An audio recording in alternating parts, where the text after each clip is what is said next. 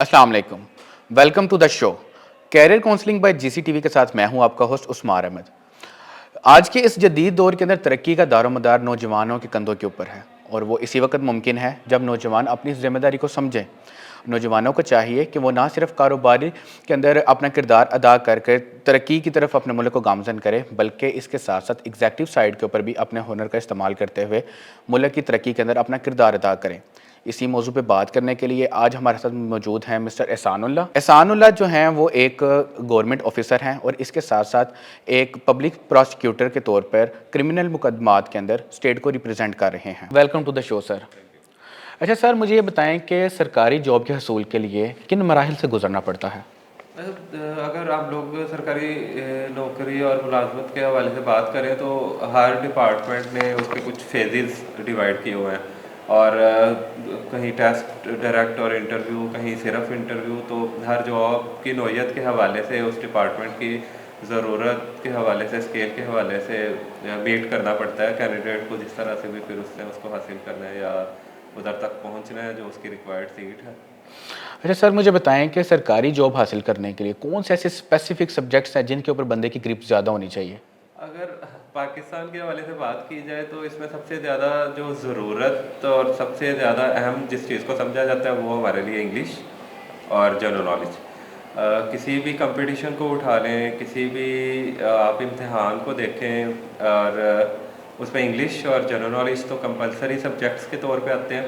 लेकिन in addition to this इस time के हवाले से कंप्यूटर साइंसेस एक साथ में ऐड किया जाएगा सब्जेक्ट, क्योंकि हर सब्जेक्ट, हर डिपार्टमेंट में कंप्यूटर का कहीं ना कहीं काम है। डेट्स वाई उन्होंने उसको एक पोर्शन के तौर पे ऐड ही कर दिया है। चाहे जनरल नॉलेज का वन पेपर होए, सब्जेक्टिव पेपर्स के हवाले से कहीं ना पोर्शन ऐड कर दिया गया कंप्यूटर का। तो आप कह सकते हैं इंग्लिश, जनरल नॉलेज और कंप्यूटर, तीन सब्जेक्ट्स कंपलसरी साथ लेके चलने पड़ेंगे। ठीक है, तो सर मुझे ये बताएं कि सरकारी जॉब के लिए इंसान का मुताला होना ज़्यादा ज़रूरी है, या इंसान के अगर जनरल नॉलेज एक बच्चे का नहीं है इतना ज़्यादा तो वो भी इस फील्ड के अंदर आ सकता है? नहीं, बहुत ज़्यादा ज़रूरी है। अगर कोई कहे कि उसका जनरल नॉलेज अच्छा नहीं है तो बड़ा मुश्किल होएगा उसके लिए, क्योंकि अगर सादी से सादी नौकरी के हवाले से बात की जाए तो वन पेपर तो कंपलसरी है। तो वन पेपर के अंदर 80% जीके होएगा आपका, ठीक ठीक है। है। उसमें मैथ्स भी आता है, उसमें आपकी एवरीडे साइंस भी आएगी। तो इस वजह से ज़रूरी है कि वो इस चीज़ पे फोकस्ड होए अगर वो कुछ अचीव करना चाहता है तो। तो सर मुझे ये बताइएगा कि जो सरकारी जॉब है इसको आप कैसे प्रेफर करेंगे ऑन अदर जो दूसरी जॉब्स करते हैं लोग उसके ऊपर? आप देख सकते हैं कि पाकिस्तान में इकॉनमी फ्लक्चुएट करती रहती है। टाइम टू टाइम इन्फ्लेशन पे बड़ी डिस्कशन होती है, इस तरह के बड़े सारे मैटर्स आते हैं। रिसेंटली आप कह सकते हैं इंपोर्ट एक्सपोर्ट पे जो रिस्ट्रिक्शंस थी, आपके जो फॉरेन अफेयर्स के डिपार्टमेंट्स हैं, रिलेशनशिप्स हैं, तो फिर टाइम टू टाइम वेरी करती हैं चीज़ें। लेकिन जॉब के हवाले से और गवर्नमेंट जॉब के हवाले से आप बड़ा सिक्योर फील करते हैं। आपने देखा होगा जर्नल कम्युनिटी इस पे बड़ा डिस्कस कर रही होती है कि यार रिटायर्ड होने के बाद भी बंदा सिक्योर है, पेंशन चलती रहती है। वो कि कुछ चीज़ें चेंज होती रहती हैं टाइम टू टाइम, लेकिन उसमें सिचुएशन इस तरह से हम लोग समझते हैं, देखते हैं कि आप सेफ फील करते हैं। अच्छा डेजिग्नेशन है, प्रोटोकॉल्स हैं और आप अथॉरिटेटिव सीट्स पे बैठे हुए हैं, तो डेफिनेटली आप उसको इंजॉय तो करते ही करते हैं। लेकिन आपको बड़ा अच्छा मौका मिलता है नेशन को सर्व करने का, स्टेट को रिप्रेजेंट करने का, सर्व करने का। आप सीखते भी हैं और कहीं ना कहीं स्टेट के किसी ना किसी काम आ रहे होते हैं, तो वो बड़ा प्राउड फील करवाता है आपको। ठीक है, तो सर मुझे ये बताइएगा कि अगर कोई एक नया बंदा जो फर्स्ट टाइम जो है इस चीज़ की तरफ, इस जॉब की तरफ जा रहा है, तो उसे किन मुश्किलात का सामना करना पड़ता है एक सरकारी जॉब हासिल करने के लिए? अगर हम लोग देखें, जो हम लोग दोस्त जब कंपटीशन में तैयारी करने के लिए गए थे, तो सबसे बड़ा जो ड्रॉबैक और फ्लॉ हम लोगों को दिखने में मिला और मुश्किल जो सामने आई, वेरी करता है एरिया। मतलब हम लोग गुजरांवाला साइड से थे, तो हम लोग कंपैरेटिवली लाहौर के बड़ा पीछे थे, लाहौर वाले इस्लामाबाद से बड़ा पीछे थे। तो ये जो प्रॉब्लम आ रही थी ना हमें, जब हम लाहौर जाके तैयारी स्टार्ट करी तो हमें लगता था जो लोग उधर रहते हैं वो पहले से प्रिपेयर्ड हैं, पूरी तैयारी A1 है और हम उनसे बड़ा पीछे हैं। तो वो हमें साइकोलॉजिकली बड़ी चीज़ इफ़ेक्ट करती थी। तो फिर हमें लगता था कि हमें उनसे ज़्यादा मेहनत करनी है। और एक और फैक्टर जो आप कह सकते हैं कि हमारी जो दौरान तालीम कुछ ऐसे सब्जेक्ट्स हम लोग बॉदर नहीं करते। टाइम टू टाइम आते हैं, जैसे आप लोग BS के सब्जेक्ट्स है, उसमें कंप्यूटर है, मैथ्स है, जनरल नॉलेज के लिए, और पाक स्टडी के लिए, इंडो पाक हिस्ट्री के लिए बड़ी सारी चीज़ें आपको मिल जाती हैं, लेकिन हम बस फॉर द टाइमिंग उसको पढ़ते हैं, पास करते हैं और फारिग। ना हमें कोई बताता है उस टाइम में, ना हमें कोई कहता है कि यार इसको बड़ा सीरियस लेना है और इसको साथ कैरी कर लो, अभी सब्जेक्ट आ गया, इसको पढ़ो, साथ में कैरी करते जाओ और इसको बेहतर बनाते जाओ, अपना नॉलेज इकट्ठा करते जाओ। लेकिन ये प्रॉब्लम हमें बाद में पता चलती है कि यार तब अगर कैरी किया होता तो बड़ी आसानी होनी थी। तो ये जो 2 मेन रीज़न है ना, इससे प्रॉब्लम आती है स्टूडेंट को साइकोलॉजिकली, मेहनत करनी पड़ती है उसको दूसरों से फिर ज़्यादा। ठीक है। तो सर मुझे ये बताइएगा कि कोई एक ऐसी सरकारी फील्ड जिसके अंदर आप सोचते हों कि बहुत ज़्यादा सीखने को मिलता है स्टूडेंट को? अ, मेरे ख्याल से हर डिपार्टमेंट के अपने फंक्शनरीज, अपने विंग्स, अपने तरीक़ाकार हैं, लेकिन अगर ज़्यादा फ्लरिश करना चाहते हैं तो मैं सजेस्ट करूँगा स्टूडेंट्स को कि सभी बच्चे बड़े ब्राइट हैं, मेहनत कर सकते हैं, उनके पास एज है, चांसेस हैं, उनके पास क्वालिफ़िकेशन मेट करते हैं, तो वो एग्जेक्टिव साइड पे ज़रूर कोशिश करें, अटैम्प्ट करें।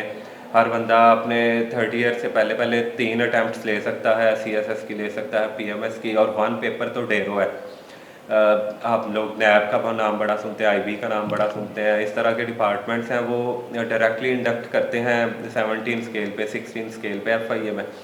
तो स्टूडेंट्स को चाहिए कि उन पे फोकस्ड होए, तैयारी करे, और डिग्री की परेशानी ना ले, कोई भी करी हो। जनरल डिग्रीज मांगते हैं वो, जैसे क्वालिफिकेशन मांगेंगे ग्रेजुएशन, तो सभी एलिजिबल हैं, वो क्राइटेरिया अगर मीट करते हैं, अप्लाई करें एज के हवाले से, तो इसमें मेरे ख्याल से फ़ीमेल को ज़्यादा प्लस पॉइंट है, उनको बड़ी रिलैक्स करते हैं एज में।